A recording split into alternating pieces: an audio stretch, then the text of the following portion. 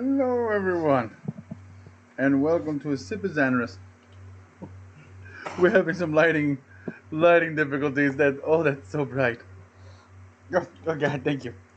But I wanted to go and say Merry Christmas to everyone. I'm glad that we've been able to go and make it to where we're at right now. And if you've been with me since the beginning of our little adventure, thank you very much for giving me the time of day to even go and sit and to listen and to enjoy. Um, I hope that all of you are with your loved ones, and if you're not, that's okay because you can go and spend some time with me, and I think we'll be just fine. So, with that being said, let me go and silence my phone, which I thought I had, and I had not. And I just wanted to go and let you all know that this is going to be the beginning of. This is the last stave of A Christmas Carol. Allow me just a moment. Let's get plugged in. Yeah. So, this is the last stave of A Christmas Carol. Mr. Scrooge Ebenezer has actually met all of the spirits, and now he is having a moment to contemplate his life as I get interrogated by Santa and his elves. You've been a bad boy. He's like, I have. I'm so sorry. So, with that being said, let's go and start stave 5 of A Christmas Carol. The end of it. Yes, and the bedpost was his own. The bed was his own. The room was his own.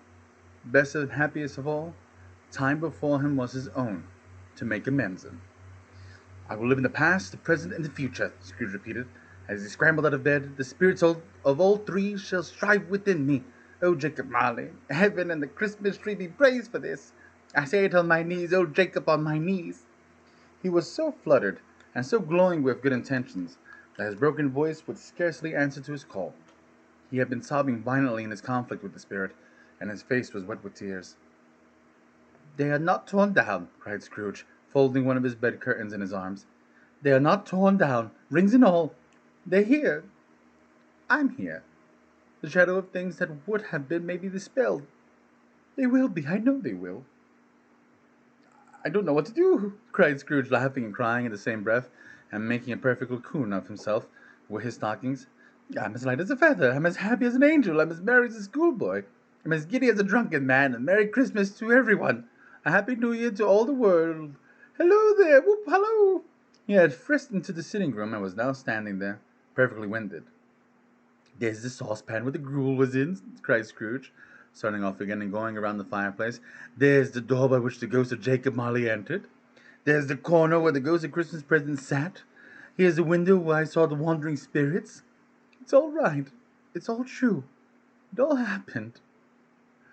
Really, for a man who had been out of practice for so many years. He gave a splendid laugh, a most illustrious laugh, the father of a long, long line of brilliant laughs.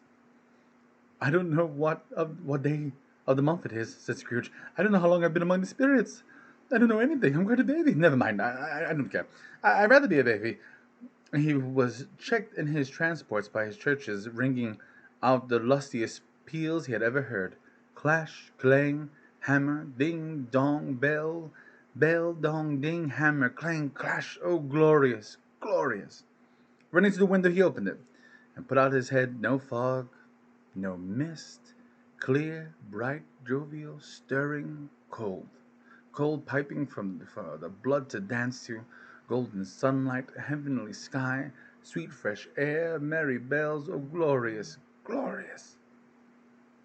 What? Oh, and to 62 Grammel, Merry Christmas to you too. I hope that you're having a good one, and thank you for joining. And oh, forgive me. Let me get back to it because I'm like Scrooge. I'm enjoying myself. Running to the window, he opened it and put out his head. Wait, we already did that one. Well, what's today? Cried Scrooge, calling downward to a boy in Sunday clothes, who perhaps had loitered in to look about him. Aye, returned the boy, with all the might of wonder. What's today, my fine fellow? Said Scrooge. Today? Replied the boy. Why, Christmas Day. It's Christmas Day, said Scrooge to himself. I haven't missed it. The spirits is all in one night. They can do anything they like. Of course they can. Of course they can. Hello, my fine fellow. Hello, returned the boy. Ah, oh, forgive me. I'm having a little bit issues here. Oh, do you know the poulterers in the next street? But one, at the corner, Scrooge inquired. I should hope I did, replied the lad. An intelligent boy. And said Scrooge, a remarkable boy. Do you know whether they've sold that prize turkey that was hanging up there? Not the little prize turkey, the big one. What, the one as big as me? Returned the boy. What a delightful boy, said Scrooge. It's a pleasure to talk to you. Yes, my buck. It's hanging there now, replied the boy. Is it? Said Scrooge. Go and buy it. Walker? Exclaimed the boy. No, said Scrooge. I'm in earnest. Go and buy it, and tell him to bring it here, that I may give him the direction where to take it. Come back with the man, and I'll give you a shilling. Come back with him in less than 5 minutes, and I'll give you half a crown. The boy was off like a shoot. He must have had a steady hand at a trigger who could have got a shot off half as so fast. I'll send it to Bob Cratchit's, whispered Scrooge, rubbing his hands and splitting with a laugh. He shan't know who sent it. It's twice the size of Tiny Tim. Joe Miller never made such a joke as sending it to Bob's Wilby. The hand in which he wrote the address was not a steady one, but write it he did, somehow, and went downstairs to open the street door, ready for coming of the poulterer's man. As he stood there waiting his arrival, the knocker caught his eye. I shall love it as long as I live, cried Scrooge, patting it with his hand. I scarcely ever looked at it before. What an honest expression it has in its face. It's a wonderful knocker. Here's a turkey. How are you? Merry Christmas. It was a turkey. He never could have stood upon his legs, that bird. He would have snapped them off short in a minute, like sticks of sealing wax. Why, it's impossible to carry it out to Cadman Town, said Scrooge. You must have a cab. The chuckle with which he had said this, and the chuckle with which he paid for the turkey, and the chuckle with which he paid for the cab, and the chuckle with which he had recompensed the boy, was only to be succeeded by the chuckle with which he sat down breathless in his chair again, and chuckled till he cried. Shaving was not an easy task, for his hand continued to shake very much, and shaving requires attention, even if you don't have while you're at it. But if he had cut at the end of his nose off, he would have put a piece of stickling plaster over it, and been quite satisfied. He dressed himself all in his best, and at last got out into the streets. The people were by this time pouring forth, as he had seen them with the ghost of Christmas present, and walking with his hands behind him. Scrooge regarded every one with a delighted smile. He looked so irresistibly pleasant. In a word, the 3 or 4 good human fellows said, Good morning, sir, a Merry Christmas to you. And Scrooge said often afterwards, that of all the blithe sounds he had ever heard, those were the blithest in his ears. He had not gone far, when coming on towards him he beheld the portly gentleman, who had walked into his counting-house the day before, and said, Scrooge and Marley's, I believe. It set the prang into his heart to think that how this old gentleman would look upon him when they met. But he knew what path lay straight before him, and he took it. My dear sir, said Scrooge, quickening his pace and taking the old gentleman by both his hands, how do you do? I hope you succeeded yesterday. It's very kind of you. A Merry Christmas to you, sir. Mr. Scrooge? Yes. That is my name, and I fear it may not be pleasant to you. Allow me to ask your pardon. And will you have the goodness, here Scrooge whispered in his ear. Lord bless me, cried the gentleman as if his breath was taken away. My dear Mrs. Scrooge, are you serious? If you please, said Scrooge, not a farthing less. A great many back payments are included in it, I assure you. Will you do me that favor? My dear sir, said the other, shaking hands with him, I don't know what to say to such Don't say anything, please, retorted Scrooge. Come and see me. Will you come and see me? I will, cried the gentleman, and it was clear why he meant to do it. Thank ye, said Scrooge. I am obliged to you. I thank you 50 times, and bless you. He went to church and walked about the streets and watched the people hurrying to and fro, and patted children on the head and questioned beggars, and looked down into the kitchens of houses and up to the windows, and found that everything could yield him pleasure.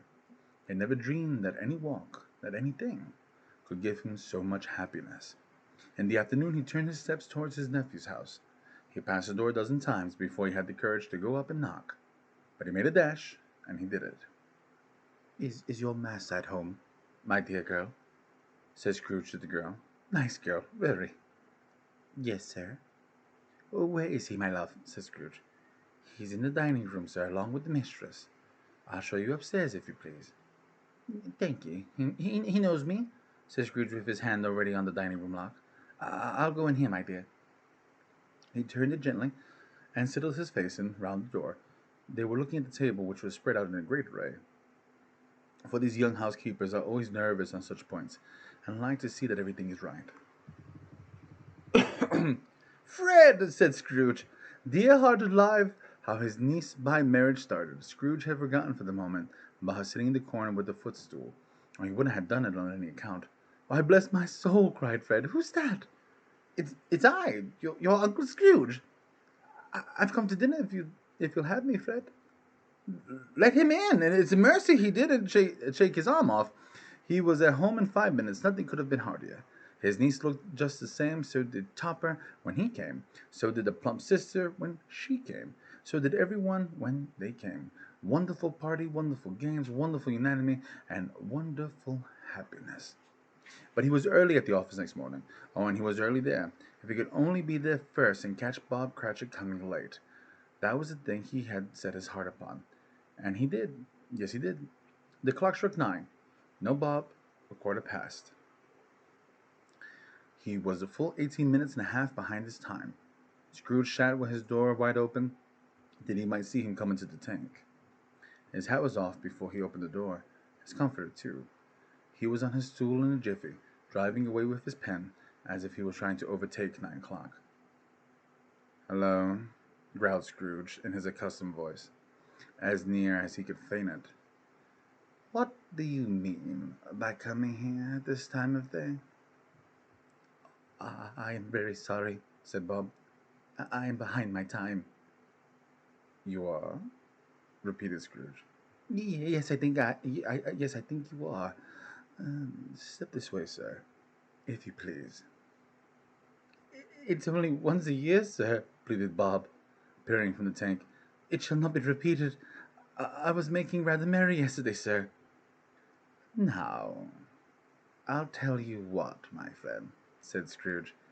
"I'm not going to stand this sort of thing any longer." And therefore he continued, leaping from his stool and giving Bob such a dig in the waistcoat that he staggered back into the tank again. "And therefore I'm about to raise your salary." Bob trembled, got a little nearer to the ruler. The momentary idea of knocking Scrooge down with it, holding him, and calling to the people in the court for help or for a straight waistcoat. "A Merry Christmas, Bob," said Scrooge, with an eager earnestness that could not be mistaken, as he clapped him on the back. "Merry Christmas, Bob, my good fellows, than I have given you for many a year. I'll raise your salary, and endeavor to assist your struggling family. We will discuss your affairs this very afternoon over a Christmas bowl of smoking bishop. Bob, make up the fires, and buy another coal shattle. And before you do, I, Bob Cratchit." Scrooge was better than his word. He did it all and infinitely more. And to Tiny Tim, who did not die, he was a second father. He became a good friend, a good a master, and as good as a man as the cold, good old city knew, or any other good old city, town, or borough inn, or in the good old world. Some people laughed to see the alteration in him, but he let them laugh. He little heeded them, for he was wise enough to know that nothing ever happened on the globe for good at which people did not have their fill of laughter in the outset. And knowing that such as these would be blind anyway, he thought it quite as well they should wrinkle up their eyes in grins, and as have the malady in his less attractive forms. His own heart laughed, and that was quite enough for him. He had no further intercourse with spirits, but lived upon the total abstinence principle. Ever afterwards, as it was always said of him, that he knew how to keep Christmas well, if any man alive possessed that knowledge. May that be truly said of us and all of us. And so, as Tiny Tim observed, God bless us, every one. And that is the end of Stave 5, and the end of A Christmas Carol by Charles Dickens. I'm blessed to be able to do this with you. Oh, and CC2 Grammel, thank you very much. I'm so glad I was able to go and do something nice and that you enjoyed. I I come from a place that it was very difficult for us to be able to go and have Christmases, but we always did, and we were never without. And it is one of those things that I was blessed, even though I may not have realized it as a child. But when you get older, as I am now, you start to realize the little things. And you almost forget that Christmas isn't just meant for us, if not for others. It's important to take the lessons that we learned from Scrooge today and through these days that we spent together. Life is wonderful because of the friends that we make in it. Life is great because of the wonderful things that we do with it. Just like this passion project that I had no idea that we'd be able to go and do, and that, oddly enough, people watch. For all of you that have had such a hard year, for all of you that have gone through something that you're not telling anyone about, for all of you that don't have anyone to share Christmas with, I'm glad that you could share with me and us. And I sincerely hope that I see you again throughout the year, and that you keep high spirits, that you keep Christmas every day, not just on the day. That's important. And don't you forget it. And if there's ever anything that any of us can do to help, let us know. You might be surprised. You, the kindness of strangers is a real thing. Merry Christmas. And for what it's worth, may we all have a very happy New Year. Thank you so much for watching.